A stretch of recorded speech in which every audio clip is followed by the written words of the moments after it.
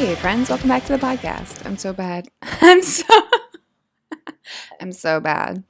No, I'm so happy that you're here. Today I'm talking to Kay. Kay is the creator of Chronically Candid Memes. She makes embroidered sustainable jewelry at her Etsy shop, Strength and Stitches. She is a brand ambassador for Rana 2.0 and lover of pups. I was drawn to Kay because of an article that she wrote in The Mighty, speaking out to able-bodied people and explaining to them how the standard in which chronically ill people are held to after they've become chronically ill is less than standard for the actual amount of pain that people can be in. And she has this quote that says, "You've gotten used to my ability to overcome, and you think that I can take everything in stride." And that just really hit home for me because it was this reminder that people think that you can just have to overcome this illness. Like, it's within you. Like, you just got to try. And I don't think that that narrative really fits at all. And I think that that needs to be a little bit more elevated. So I was so happy to read that. So I really just wanted to have her on the show and talk to her about living with a chronic illness and what she goes through on the day-to-day. So listen in to the episode with Kay living with endometriosis. Let's be real. People love to gloss over chronic conditions or disabilities with a fleeting comment like, "just be positive," or a fleeting insult like, "kale will cure you." This is a podcast for when you face a different reality, knowing that positivity isn't a magic wand that's going to cure everything, but a flashlight in the dark that we may or may not have batteries to. Living with a chronic illness or disability makes you feel different, and your difference could be noticeable to others or not, but either can sometimes make you feel invisible. I'm here to tell you that your experience is valid and shared by others in the dark. Positivity is not the missing puzzle piece that's going to solve your life's puzzle, but it can be a beautiful tool that can help you grow, and sharing those experiences can make us grow together. I was almost like in a state where, being inside all the day and whatever, not going out and not seeing friends and stuff felt so normal to me. Yes. And I don't know, like, do you feel like it was maybe easier for you to like be in that space? I adapted to quarantine incredibly easily. Like my whole family, so I'm immunocompromised. And so at the beginning, when we didn't know a lot, my dad's a teacher. And Oh so man. that in and of itself was super nerve wracking. My mom works for the county, so she had a little bit more leeway in terms of, so she was able to work from home. My dad's school went online pretty quickly. Nice. Um, And my sister, back when it started, was a senior in high school, so she went online as well. So we were all home, and like my dogs and I were doing great. We were Yeah. like, "This is great." I'm like, people can, you know, in terms of like access, I had everything I needed at home, and now I had people who could like grab stuff for me. So I was like, "Great! I don't have to like use the energy to walk around my house as much." Like, Yeah. and now I have, people to talk to during the day. Like, I mean, I used to go out and like I would go out like on weekends and thrift shop and stuff like that, but I spent a great deal of my time in my house. Right. No, absolutely. So, can you talk about what your chronic illnesses are and Yeah. when you were So, diagnosed? yeah, I started out my first one that kind of presented itself was endometriosis. Ever since I got my period, I've had symptoms of endometriosis, and we always kind of knew I had it because my aunt has it. So, Okay. we started out the general, time to get endometriosis diagnosed is around, I think, 7 to 10 years. Um, for me, we were working under the assumption that I had it, or that I had, something like it, just because my aunt had already been diagnosed. Um, and 7 to 10 so, years of, like, having your period or 7 to no, 10 just years? from, I Oh. think, from onset of symptoms, it Oh, okay. takes, because it's difficult to diagnose, in that to officially diagnose it, you have to have surgery. You have to have a exploratory laparoscopy where they put in a camera and they have to visually see it. It doesn't show up on any imaging, ultrasound, MRI, Ugh, CT. so So they annoying. have to physically, Go in there. go in there. I mean, I would have just debilitating periods. I'd have to go home from school. I was just cramping, nausea, like I could not move, curled up in a ball, like which is it sucks when you're like 14 Yeah. and other people are like, "Oh yeah, I have cramps and I took Advil and I'm fine." And so Right. Yeah. right, and so I mean, I think I got my period when I was 12, 13, and so we Woof. didn't really and we didn't really explore. We just were kinda like, "Oh, yeah, my aunt has bad periods, she has endometriosis, that's probably it." But we didn't, like, pursue a diagnosis because we knew they would have to open me up and, when you're 16, 17, it's like nobody's gonna wanna do the surgery on somebody so young, Mm. and, I'm just gonna keep trying. So I tried, Pamprin, Midol. When I was 18, it kind of escalated to the point where we're like, "Maybe we should try to get a diagnosis." Mm. So we had tried before they're willing to do a diagnosis or to do the surgery, they try you on a few rounds of birth control just to see if it can be, controlled. And for me, that just wasn't working. So I went to a gynecologist, set up the surgery, got the surgery, diagnosed the endo. Then he was like, okay, next step, we're going to give you Lupron injections. Lupron is basically it's a chemo drug. They use it to treat prostate cancer, which is interesting. It was formulated. I'm going to set this up. It was formulated to treat men. It was formulated, tested on men, and then they realized. Yeah, I can see you rolling your eyes, and Already. it's good. We're gonna get Already. there. It, yeah, so that's how it's set up. That wasn't how it was presented to me, Mhm. because basically they found out, oh, cool, we can use it on women. What it does is it strips your body of estrogen. At least my understanding of it, it strips your body of estrogen. So for women, it puts you into a false menopause. Mhm. So endometriosis, in its chemical makeup, what it does is it feeds off of the estrogen in your body and it grows based on that.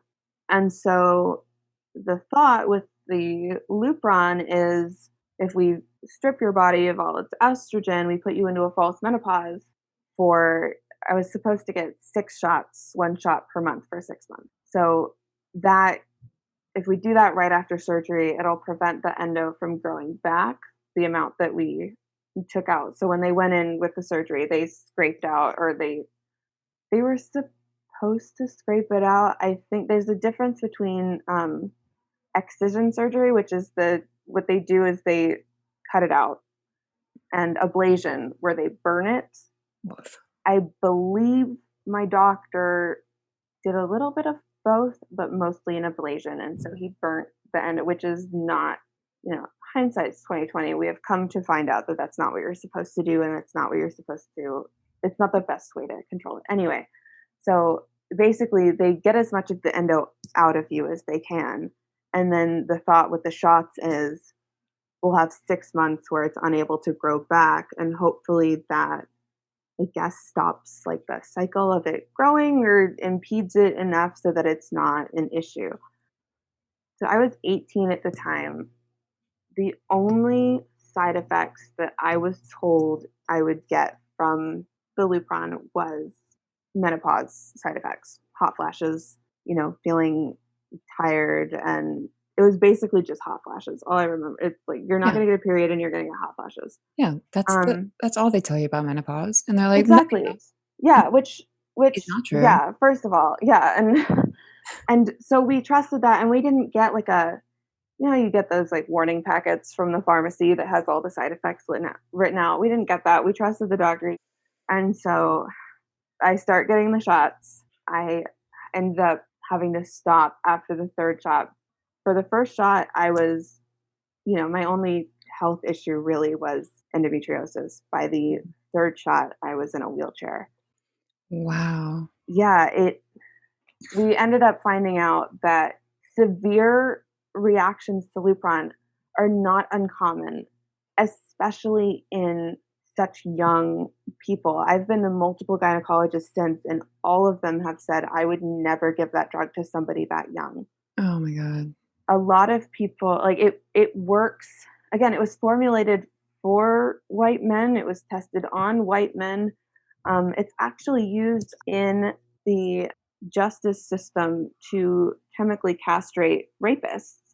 Um, Oh my God. yeah, so it's a really powerful drug that has a lot of not so nice side effects. And if You're it's 18. I was Like, 18. what Yeah, I are had they thinking? yeah, and I was so young, and yeah, everybody that I saw since then was like, "Oh, I would have, tried X medication first, or I would have tried there's something called a depot shot, or I would have, given you an IUD, something that's Hmm. not quite so chemically powerful." Right. And so, yeah, I'm 18. I'm still like Developing. Like you're, developing. Yeah, I was yeah. becoming a person. My only Right. issue was that I had really shitty periods. Like, Right. and like, I just wanted to not be in a ball every month. And so, Oh yeah, my what gosh. happened, I started getting, I was exhausted. I had the menopause side effects, but I was exhausted. And then I started getting pain in my mid back. And then it started spreading all the way down through my legs. And with the pain came weakness. And my legs were super hypersensitive to touch. And I mean, it was scary. And we thought it might be my kidneys because it started in my mid back. And then we went to a doctor and it wasn't my kidneys. I went to a rheumatologist who was within 2 seconds like, it's fibromyalgia, which doesn't make any sense because fibromyalgia is diagnosed on exclusion. Basically, they diagnose it like after they test for everything else if they can't figure out what it is. Right. Or if there are certain symptoms that they look for it to be fibromyalgia, but they need to make sure it's not other things first. And the rheumatologist saw me for 2 seconds. So I was like, it's fibromyalgia. And then I started getting weaker, every time. He's like, okay, I'll see you in a month. And he saw me in a month and I got so much weaker in between. And he's like, well, that's not fibromyalgia. So I got thrown around to doctors for years, just kind of bouncing in between referrals and specialists who were telling me it's in my head. Yeah. I'm looking for attention. I had one guy, Oh, did they uh, say that? they did. Well, I had I had multiple doctors tell me I was too pretty to be sick, like What the verbatim. fuck? Oh I my know, God. verbatim, and it was Are we? multiple. It wasn't just one. It was multiple doctors telling me I'm too pretty to be sick. And Oh my my mom and I God. look at each other like, With your mom in the with room? my Like, mom in the room, which is what? another thing. I had a couple who were accusing me of like attention seeking or drug seeking. And I'm like, well, first of all, I'm relief seeking. I wouldn't be asked like I'm not looking for if you can give me something that's not opioids that helps, please do. I don't want to Right. be on, heavy drugs. I'm 18, I'm 19. Like I just want to get back to college. Like I want to Right. get back to my life. I dropped out of school. Like I'm not doing like I would rather be doing so many other things. And also if I'm drug seeking, I would not be bringing my mother with me to my Right. appointments. So my mom starts like dressing in power suits, trying to like get them to take us seriously Right. because they're just not. I had a cardiologist tell my mom to shut up. That is so unfortunate. And It was was this all so in California? Yeah, it was all in Southern California. I had one doctor who was like, "You need someone smarter than me," which, like, I appreciate. He didn't refer me to anyone smarter than him, though. He just said it kind of as a joke and threw his hands up, like, "Whatever, you need someone smarter than me. Good luck," and like pushes out the door. But so then I get referred to UCI for multiple things, UC Irvine, and I have not had a good experience with any of their medical professionals. I was in multiple departments and they just all sucked. I guess one of their Yeah. neurologists, I, spent 10 minutes telling him my story and how I was getting worse over time. I was declining. And I finished telling him the story and he goes, "Okay, well you'll continue to improve. You'll be fine. Stop seeing doctors. You're wasting everyone's time." I would tell my What? daughter the same thing. Oh my God. "You're going to continue to improve and you'll be back to school soon.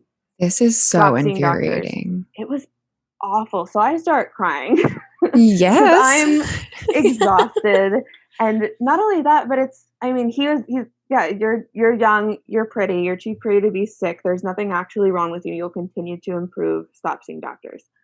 So I start crying, and my mom's like looking at me, going, "We're gonna find somebody else."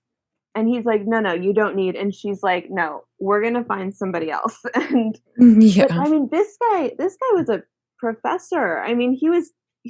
It's a teaching hospital. He was teaching, and so that's part of why the issue is so systemic. Is these people with these very narrow mindsets and these biases against young women as being attention seeking and Hmm. hysterical, and it's all mental, and it's those biases are still to this day being passed down. So In teachings. in Yeah. teaching, yeah, and when you're that sick for that long, you start doing research and you're trying to figure out what it could be, and then you're trying to look for somebody in a specialty so that they can test you for what you think you may have. So I found a doctor who was doing work with people with autonomic neuropathy and with small fiber neuropathy, which are basically you've got your central nervous system and your autonomic nervous system. Autonomic is all of the involuntary things that keep your body going, like your heart rate or temperature regulation in your body, and small fiber nerves are like your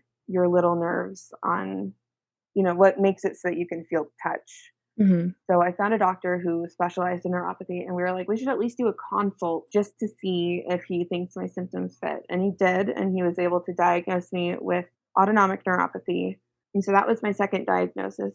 And then when so much is going on, when you've got so many symptoms, it's really difficult to pick and choose which ones you're going to pursue in terms of, because it's so exhausting to find doctors and to especially when half of the doctors are like, you're fine. And you don't have any energy. And it's difficult to get referrals to like UCI or USC. We had to go out of my insurance. So we had to, work to get the insurance approval. Which is also a nightmare. Yeah. And in all that time, I'm declining because it's taking years at this point.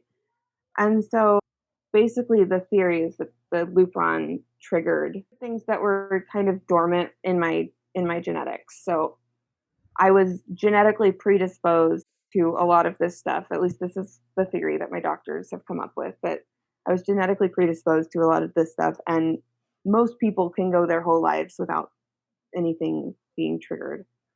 Lupron, for me, acted as a trigger and just kind Oh of my set God. off this domino effect of all of these illnesses and then their comorbidities, and things kind of developed from there. Yeah, so I've got like, gastroparesis, postural orthostatic tachycardia syndrome, Ehlers-Danlos, mast cell activation syndrome, chronic migraine, all sorts of stuff that it's very possible that I would have had some symptoms of these illnesses at some point in my future. However, it's pretty clear that the Lupron was kind of the instigator, and everything kind of fell apart from there. Wow. And that was But only 3 doses too. yeah, it was only 3 shots, and That's amazing. we were in the office to get the 4th shot, and we were like, "Absolutely not." Like, Thank God. we Yeah. would yeah, we were like, we at that even I mean, at that point, my doctor was like, "I don't think that this is." He was, like, fully willing to give me the 4th shot, like, I've never seen anything like this," and which might be true, I don't know, Hmm. and but also, again, I've seen other doctors since then that were like, "I never in a million years would have given you that drug," so Right. And I'm sure you've thought about going and suing him and stuff like that. yeah, the statute of limitations is what tripped us up. So by the time I was so sick, by the time that I was, functional enough to consider suing him, the Hmm. statute of limitations, I think we had like 2 months left by the time that we started contacting lawyers, and they were like, we don't have the time. There's Yeah. not enough time until the statute of limitations expires. That So is so obnoxious.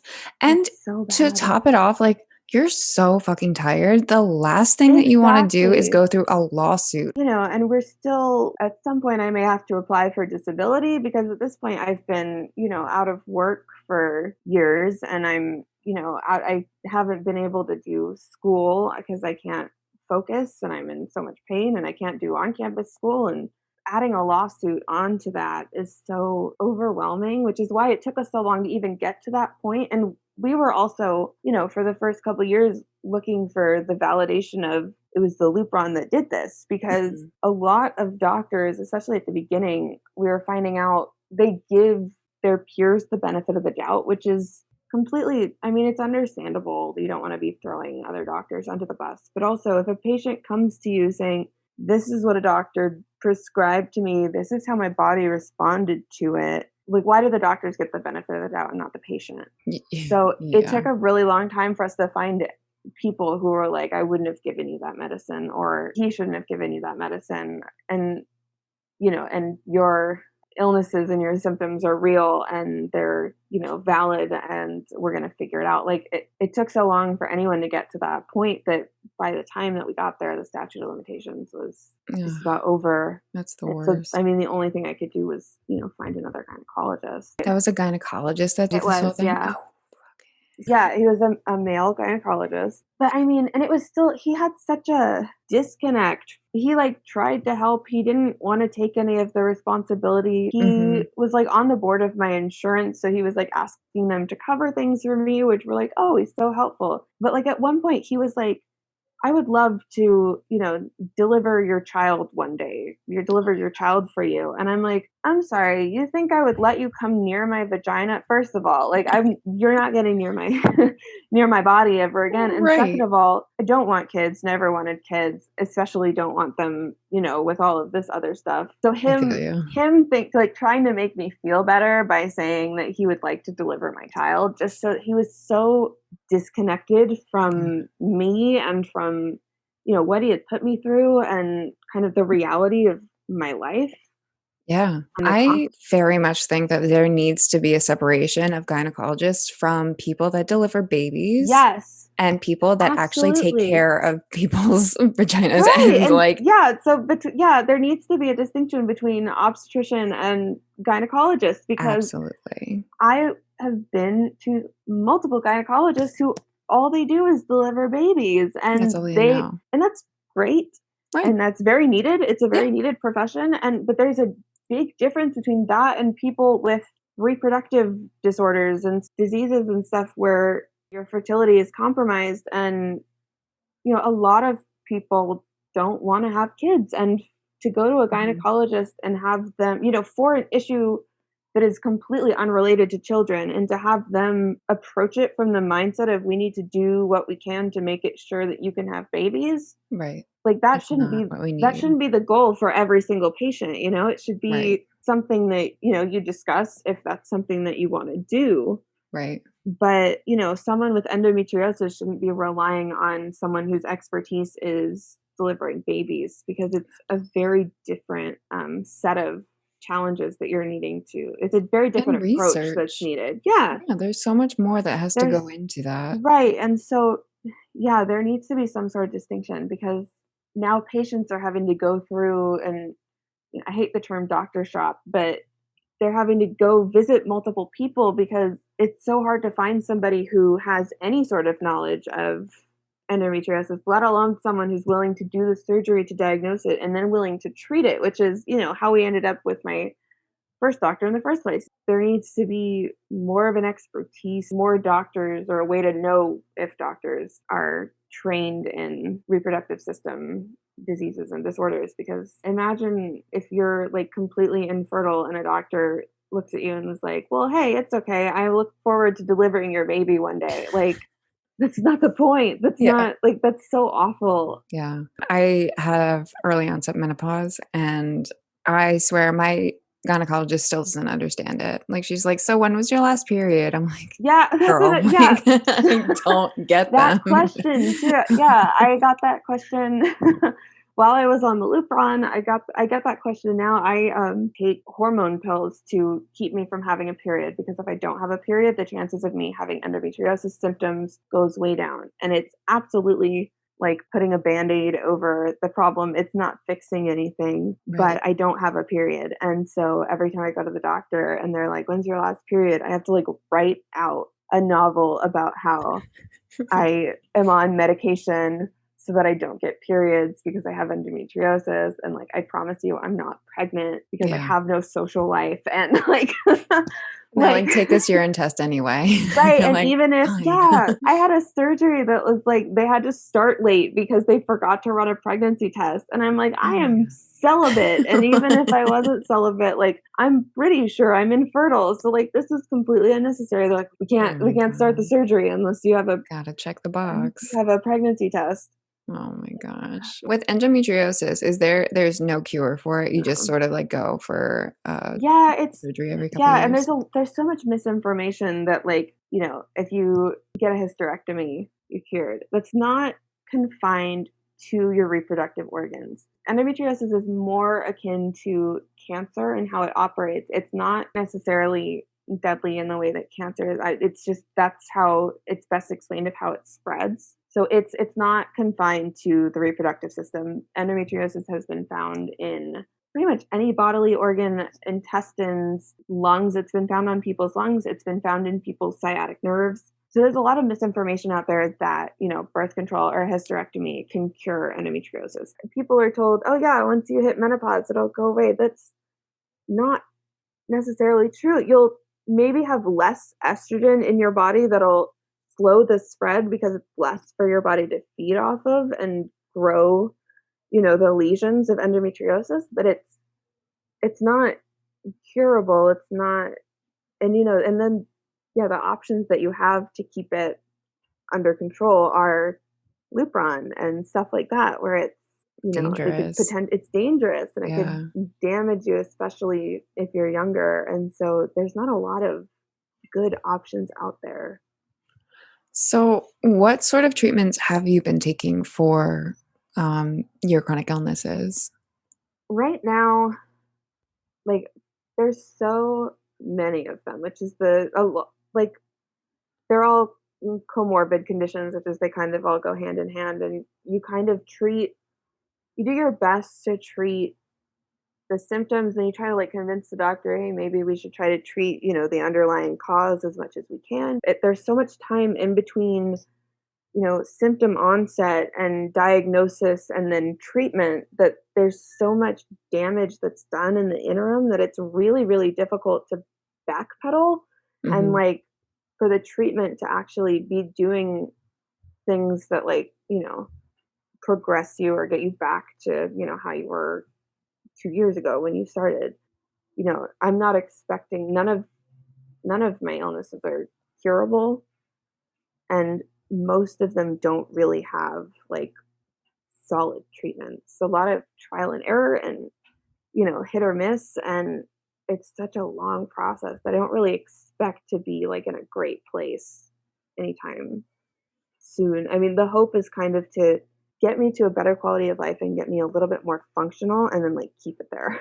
Yeah, But right, there's no getting back to how I was before. right. And you get it through you have a port, right? I do, yeah. I have a port. Her name is Portia Adams. Um, I love that. That's a great she was name. very, very close to being Courtney Cox, and Oh then my I was god. on the drugs coming out of port surgery, and I was like Portia Adams. I'm like Yes. on these It's anesthetics, fun. and I'm like nailed it. That's it. That's the one.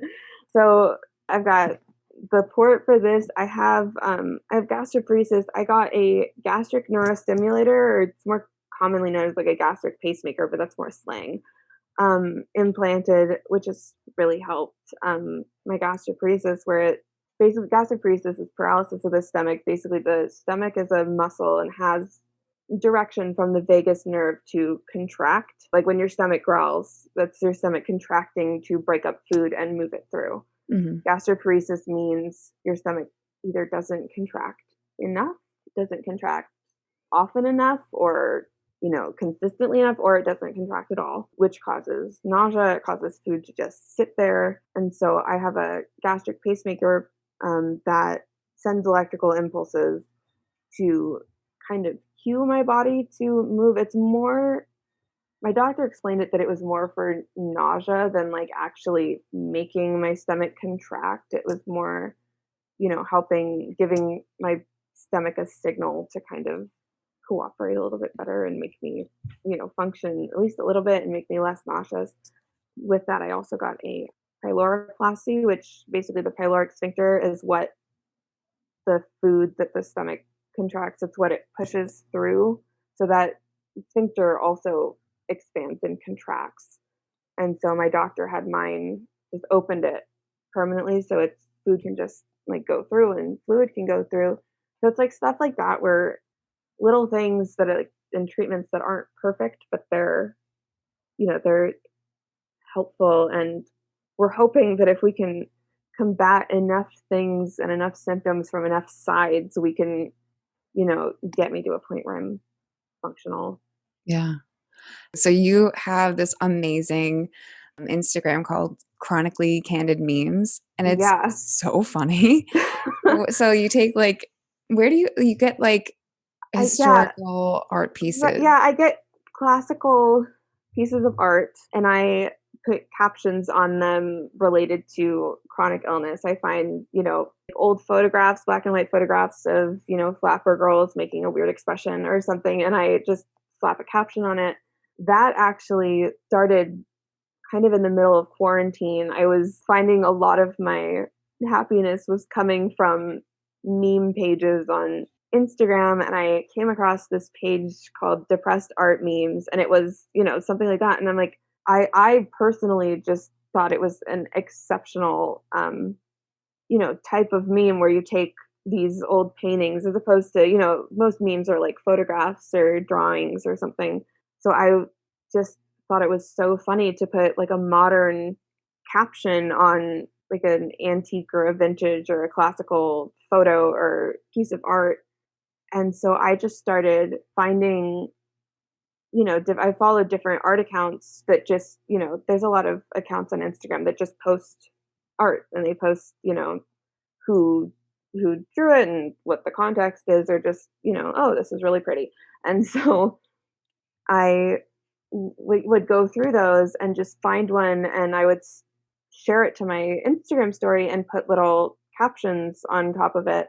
And then I was getting people messaging me and going, I clicked on the post to share it and it was just the blank picture. So you need to figure out how to post these so that we can share them. And I have my main Instagram, and I was like, I don't want to be constantly just posting memes to my regular feed. So I need something, different. And I was able to, create a separate account, and I've been able to like pursue that. As I mean, it's really fun for me to look through a bunch of arts and little pieces of history, and there's so much humor to be found in these classical art pieces. It's not just all, serious, refined. There's a lot of humor to be found in them, and so it's fun for me to go through and see what I can find and see what I can think of to, label these individuals as, this is what my face looks like when I've been waiting for my doctor for 30 minutes and I hear him standing outside the room and he's not coming in. Like stuff like that where it's stuff that like I find relatable, and that, cuz chronic illness as a whole is incredibly isolating.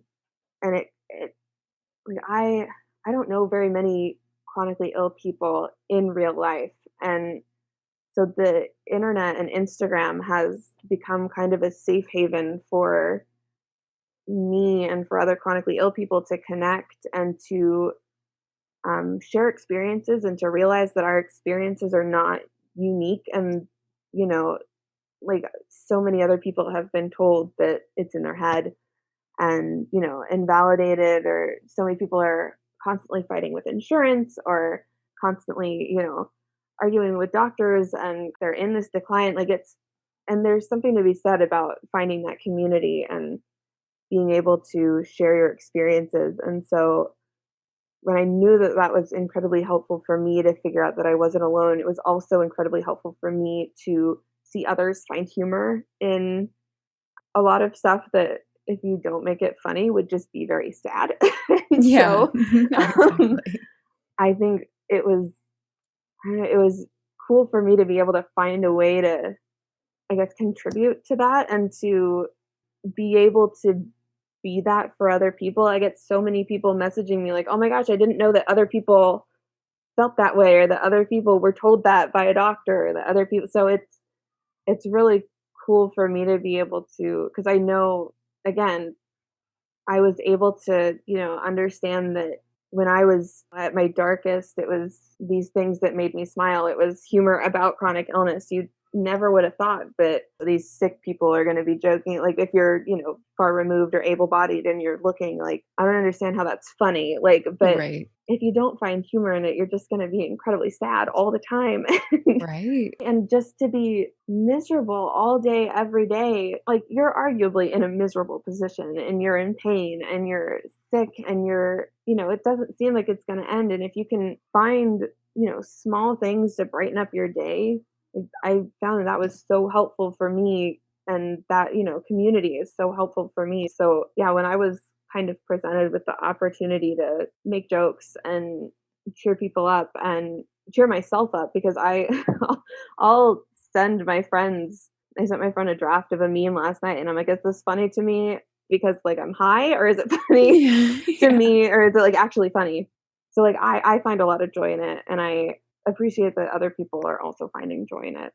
I love them. I'm so happy that you're doing them. Like, I'm so glad that you like them, and yeah. I love when people reach out to me or when people share them, or so that in and of itself brings me so much joy in seeing Nice. people, like, yeah, relate. And And do you also find that you also are a brand ambassador for Rana 2.0? she is someone who I stumbled across on Instagram. She is a Black disabled artist, and she has this really unique drawing style, and she draws things that are inspired by chronic illness, largely inspired by chronic illness and disability. And I saw her work and I just fell in love with it. And I fell in love with her. And I've got her like stickers all over all of my shit.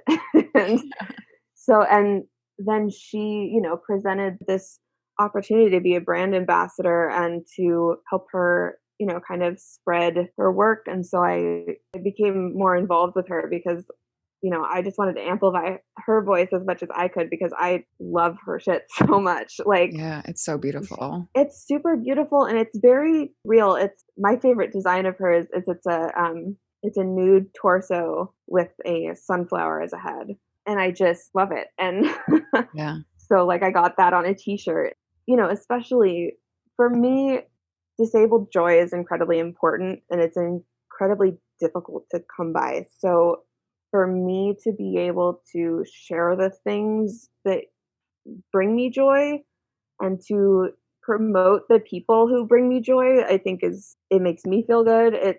I want to connect other people to what has helped get me through things or what I can relate to. So her art made me so happy. All I wanted to do was share it all the time because Yeah. it's just so important to find the little things that make you excited and that make you happy and that make you smile because we're going through all this other shit of, pain, fatigue, calling insurances, calling doctor's offices. It's so overwhelming. And if you don't have little breaks from that, or you don't have little things throughout the day that make you smile, it's so much harder to cope with.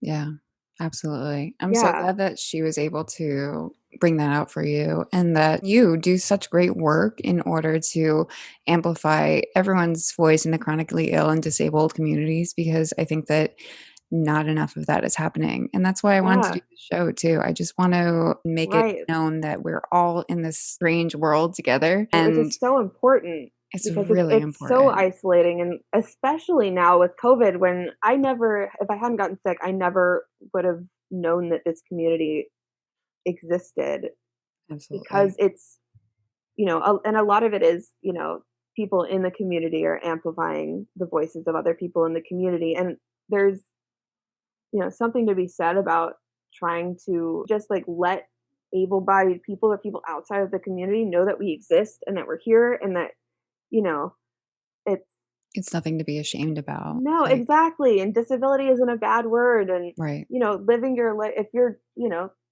unable to work and you're, or if you're, taking pain medication, like it doesn't make you less of a person. It doesn't make you less valuable. It doesn't make you a burden on it's so Right. important to not only fight, ableism and, in the broader sense, but also we've kind of all been conditioned to have ableist mindsets kind of internally of, I should be doing more, I shouldn't be resting, I should be pushing Mhm. through. And it's so important to, like, that's part of what I love about Vana's art is that it's stuff like strong but exhausted, or, she's finding beauty in falling apart. She's finding beauty in being weak, and being weak physically doesn't necessarily make you a weak person. And Absolutely. yeah, and there's beauty and there's strength in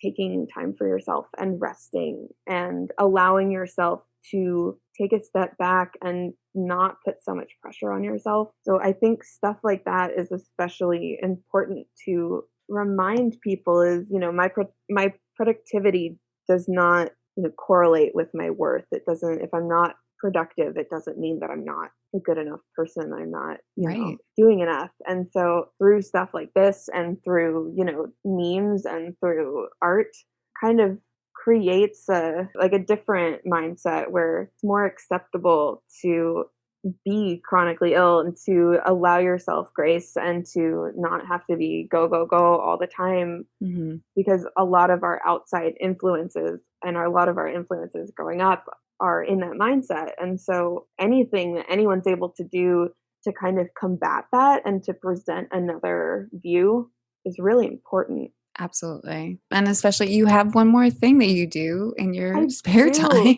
Like, This jeez. sounds like I do.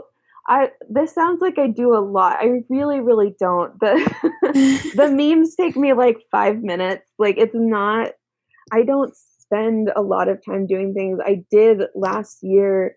I taught myself how to embroider last year, and then I managed to figure out a way to use it to make a little bit of money. I haven't worked in years, and I was like, well, I can, embroider little things and make them into, I do like pendants and t-shirts and stuff. So it's 1 inch things that take me not very long, and I have the attention span for it, and it just works really well for, my illnesses. And I created an Etsy. I call it Strength and Stitches, and I just sell my work, and a portion of those proceeds go towards. I'm on a waiting list for a service dog, so some of the proceeds go towards that. Some of them I use to buy myself shit that I want. There you go. I, Yeah. Mhm, yeah, yeah. it's nice to have like a little bit of, spending money so that I can, I now, with the pandemic, I can't go to thrift stores anymore. I recently discovered Instagram thrifting. There are people Ooh, who go to thrift stores and pick out stuff and then sell them on Instagram. And nice. it's just like thrifting. It costs a little bit more because you have to pay for like shipping and also like their time.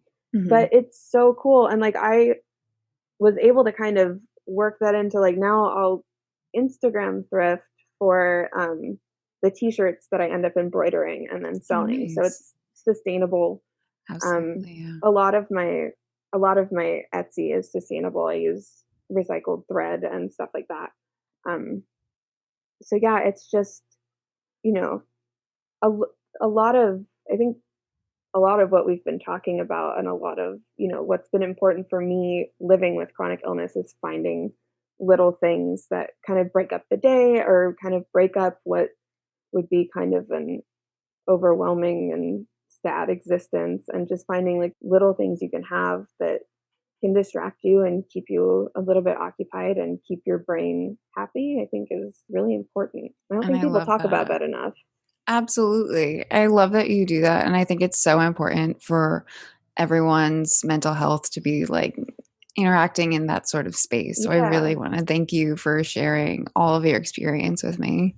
Thank you so much for having me. This has been really, really cool. Yeah, I love it. I think that it's Yeah. been really fun learning about all the stuff that you go through, and yet still you make this awesome stuff that's, like, really inspiring and cool for people to, like, look at and relate to, so thank you. Thank you so much. Yeah. right, y'all, that is it for this episode. Thank you so much to Kay for jumping on and sharing with us your story. I think that her story specifically opens up a larger conversation that I really think is important to touch on about how doctors are not gods. While I love, respect, and absolutely appreciate all doctors and what they do for a job, it's still a job. And I think that people underestimate the fact that people are human and they can mess things up. And I think that doctors are not the people that are the end all be all. And you have a say, and understanding that a patient is also, it's a job to be a patient. Like it's work that you got to put in to following up and making sure that everything looks okay and making sure that you're accepting of the side effects and accepting of all these things that come with these medications. And it's a full-time fucking job being chronically ill. And if anyone tells you different, they don't understand it. I mean, it's a lot. So I really appreciate Kay jumping on and talking to us about her experience with that, and I thank her so much for that. Make sure to check out Chronically Candid Memes. They're so freaking funny. Make sure to check out her Etsy shop, Strength and Stitches, and follow her on Instagram at ChronicallyK. All right, thanks so much. Stay sick.